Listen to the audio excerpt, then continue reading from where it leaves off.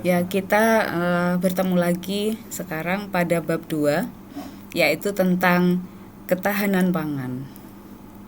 Sebelum kita mulai, seperti biasa, kita akan ada satu moto pada hari ini, yaitu yang ada di sini, maka nikmat Tuhanmu, yang manakah yang kamu dustakan? Marilah kita selalu bersyukur. Karena Allah itu selalu memberikan segala sesuatu yang meskipun itu belum saat ini diterima, insya Allah akan memberikan sesuai dengan ketentuan yang sebaik-baiknya dari Allah untuk kita sebagai manusia. Nah, pengertian dari ketahanan pangan itu marilah kita akan belajar pada saat ini. Jadi ketahanan pangan itu merupakan terjemahan istilah food security. Ketahanan pangan diberikan pengertian sebagai suatu kondisi ketersediaan pangan yang cukup bagi setiap orang pada setiap saat dan setiap individu yang mempunyai akses untuk memperolehnya baik secara fisik maupun ekonomi. Dalam pengertian ini, ketahanan pangan dikaitkan dengan 3 faktor utama, yaitu kecukupan atau ketersediaan pangan, yang kedua stabilitas ekonomi pangan, yang ketiga akses fisik maupun ekonomi bagi individu untuk mendapatkan pangan. Jadi legitimasinya itu ada di Undang-Undang Pangan Nomor 7 Tahun 1996 tentang pangan. Undang-undang ini ditindaklanjuti dengan Peraturan Pemerintah Nomor 68 Tahun 2002 tentang ketahanan pangan.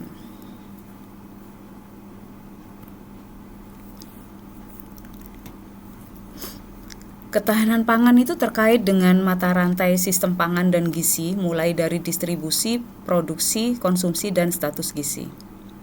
Kemudian konsep ketahanan pangan atau food security itu ada 4, yaitu global, nasional, regional, dan tingkat rumah tangga dan individu.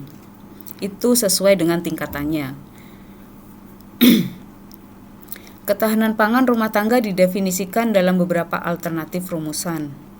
Yang pertama, kemampuan untuk memenuhi kebutuhan pangan anggota rumah tangga dalam jumlah, mutu, dan beragam sesuai budaya setempat dari waktu ke waktu agar hidup sehat.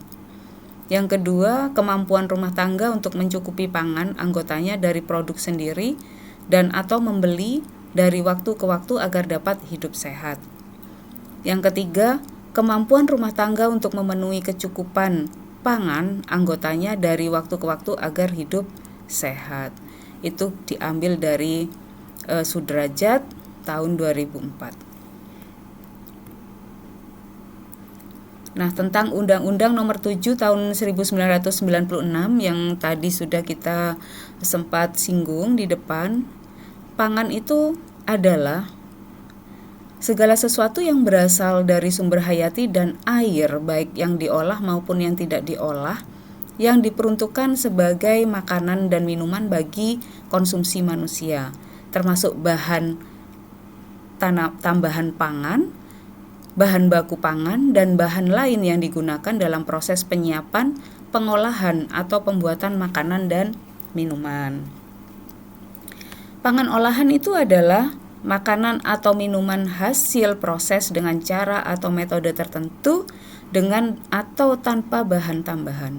Kemudian sistem pangan itu apa? Yaitu segala sesuatu yang berhubungan dengan pengaturan, pembinaan, dan pengawasan terhadap kegiatan atau proses produksi pangan dan peredaran pangan sampai dengan siap dikonsumsi oleh manusia.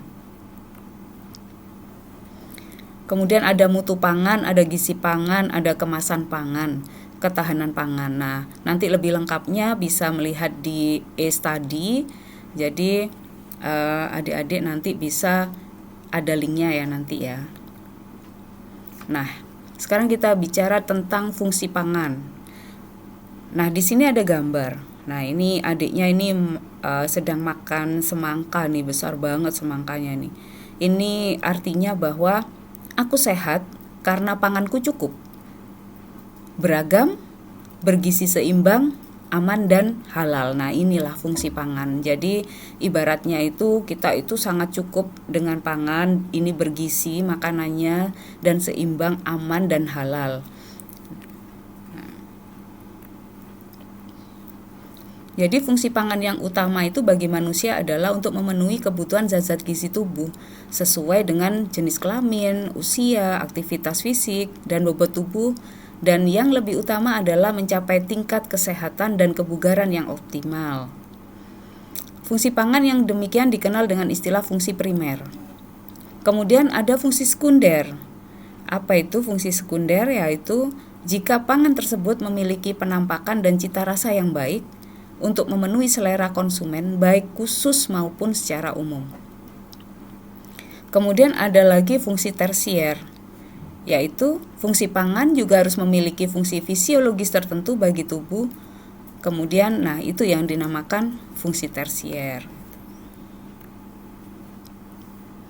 Nah, ini ada sistem ketahanan pangan nasional. Di sini ada indikator, kemudian ada swasembada pangan, ada kemandirian pangan, ada kedaulatan pangan, ada ketahanan pangan.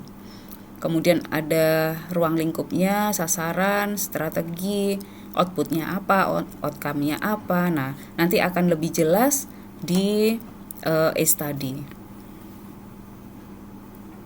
Next, sistem ketahanan pangan nasional.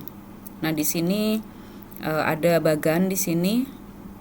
Ketahanan pangan itu yang menguatkan adalah ada ketersediaan, kemudian keterjangkauan, pemanfaatan atau konsumsi sehingga akan membentuk SDM yang tangguh, sehat dan aktif produktif.